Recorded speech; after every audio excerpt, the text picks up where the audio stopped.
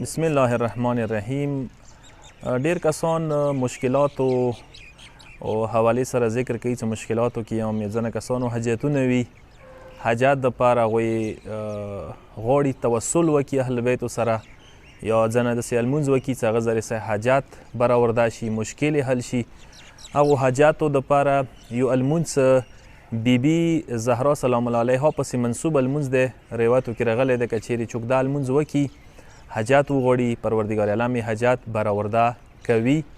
نو هغه سمپل ساده لمونځ دی، 2 رکعته سبې په شان ته چې کله ته ودرېږي وضو وکړې، ودرېږي لمانځه باندې لمونځ د کوم بیبي فاطمه زهرا سلام الله علیها دپاره قربة لله سبې په شان د 2 رکعته لمونځ وکړه.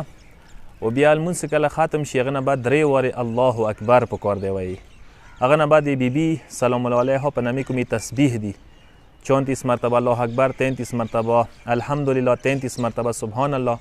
هغه نه بعد به سجدې ته لاړ شي، سجدې کې به سجدګانې سر کیدی 100 ورته پکار دی وایي یا مولاتی یا فاطمه اغیثینی.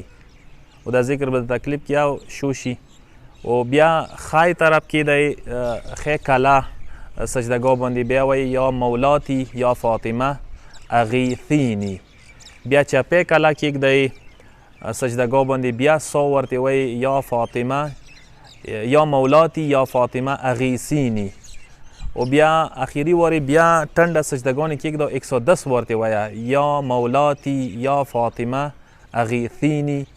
هغه نه بعد حاجات وغواړه، پروردګار عالم به انشاءالله تاسو حاجات برآورده کړي که صدق دل سره وي، خلوص نیت سره وي، توسل صحیح طریقې سره مات زړه سره وشي، نو اهل بیت مهربان دی، هغه وسیله جوړیدای شي پروردګار ما او تاسو حاجات برآورده کولی شي. والسلام علیکم ورحمة الله وبرکاته.